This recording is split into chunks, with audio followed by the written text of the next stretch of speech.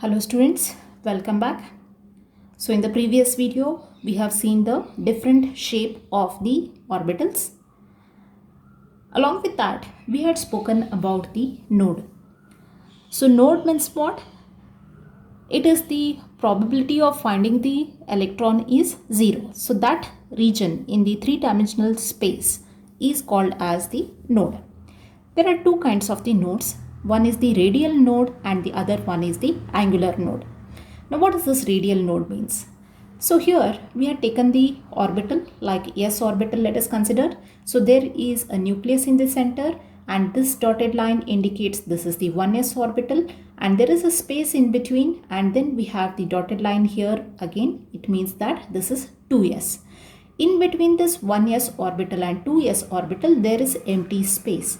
This empty space which is indicated here, this represents the radial node. Similarly, when it comes to the angular node. Now angular node, it is shown in case of a plane. Suppose if I take a p orbital. In this p orbital, this horizontal plane will not have any electrons. It will be either upward or it will be below. So this plane indicates the probability of finding the electron is 0. This plane we call it as the angular node. Then for a given value of n and l, the number of nodes possible are. So let us take a look here. Angular node will be equal to the value of l. Whatever is the value of l, the same number of angular nodes will be there. And radial nodes is equal to n minus l minus 1. Therefore, the total number of nodes if you take, so n minus l minus 1 plus this l. So plus l minus l will get cancelled. So total number of nodes will be equal to n minus 1. Total number of nodes of which kind? Angular nodes plus radial nodes together. So therefore, you are going to get n minus 1 total number of nodes. So this is how we have about the angular node and the radial node. Next to that one, let us take a look of the difference between the orbit and orbital. So already we have spoken about orbital. We have spoken about the main shell, that is the orbit we have spoken. How are they different from each other? So let us look for the difference between orbit and orbital. Usually it is a repeating question for the annual exam. Let us look for the difference between orbit and orbital. So orbit means what? It is a circular path around the nucleus in which the electron is going to revolve. So it is a fixed path. So if you draw a circle, then that itself you consider it as the orbit. Whereas the orbital, it is the region of the space around the nucleus where electron is most likely to be found. So it is not a fixed circular path as the orbit, but it is the region in the space where the probability of finding the electron is more. So it is just like a cloud. You can just imagine the cloud. So where the cloud is present, only that area we are going to consider it as the orbital. So just like a cloud. So if there is a electron cloud surrounding the nucleus, we call it as the orbit. But whereas we call it as orbital. Whereas orbit means what? You can definitely draw a circular path. Now, next to that one, we have one more difference.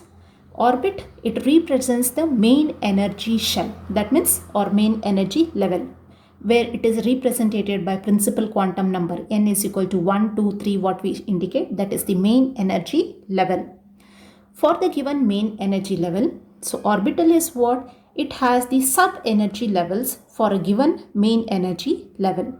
So the subshells which are present are the orbitals, and main shell is nothing but it is the orbit. Then orbit are always circular in shape. So there is a circular path. So in that circular path itself the electron will be rotating. So we call it as the circular shape. But whereas the probability of finding the electron is what? It is variable.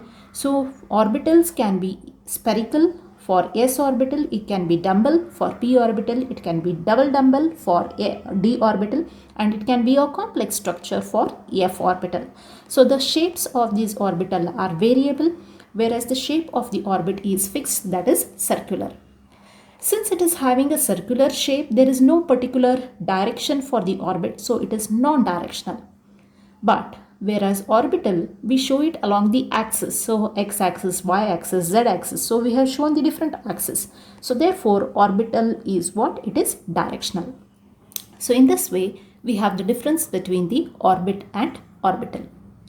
Now, after knowing the basic things like the principal quantum number, the azimuthal quantum number, the magnetic quantum number, further we have the electronic configuration to be studied. How to write this electronic configuration? Till now you were writing the electronic configuration, but what is the basis to write that electronic configuration? Let us take a look of the further rules. So what is the electronic configuration means then? Electronic configuration, it is the distribution of the electrons in the various orbitals.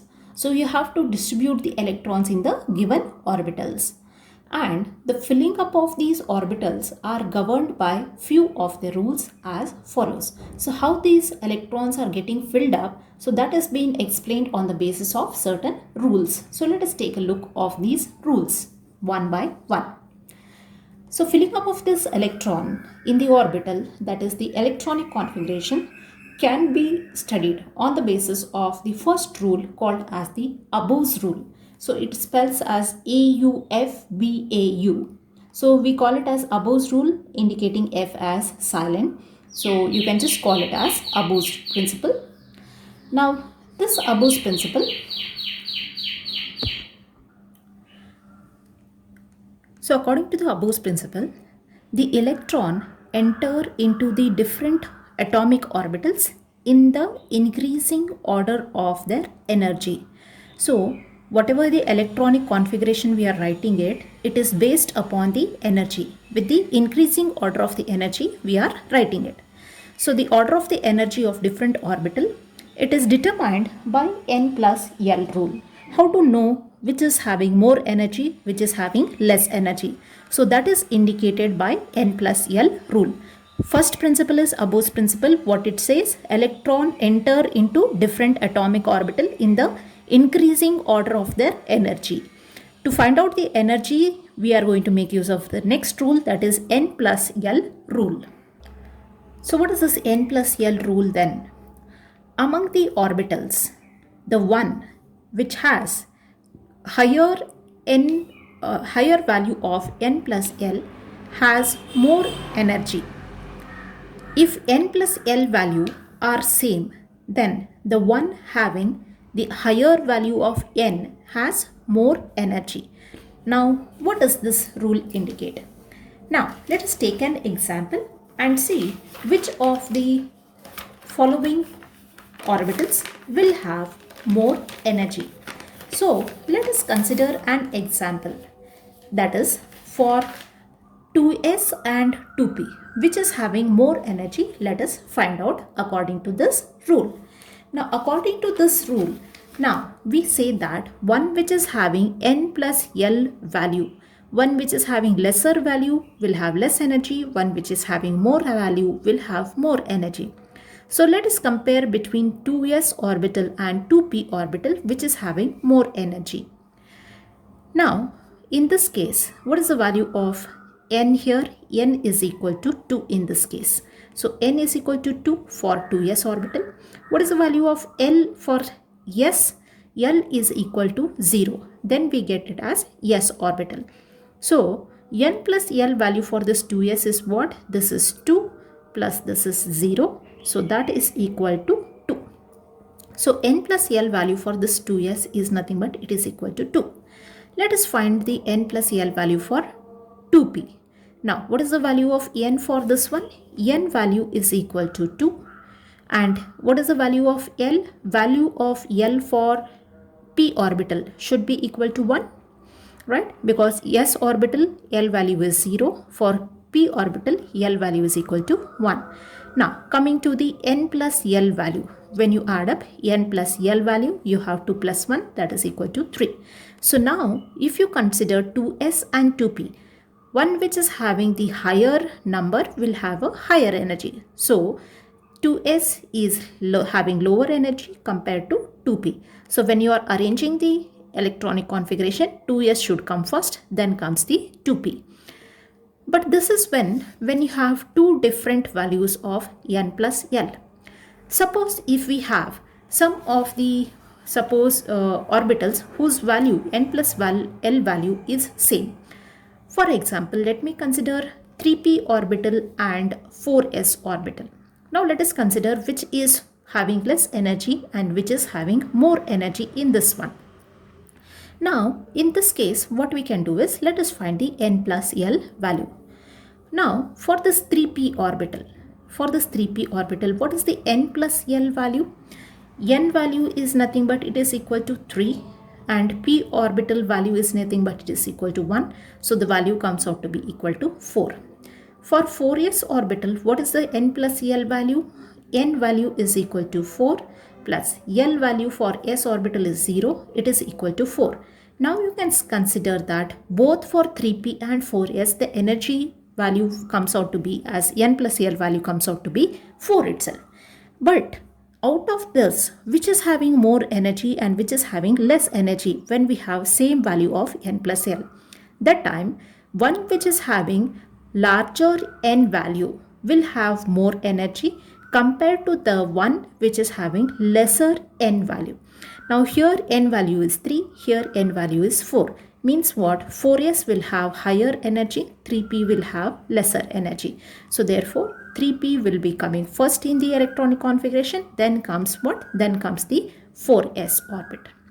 Right? So 3p is having lesser energy, this is lesser energy compared to that of the 4s. So therefore 3p will come first, then comes the 4s. So in this way we have the increasing order of the energy.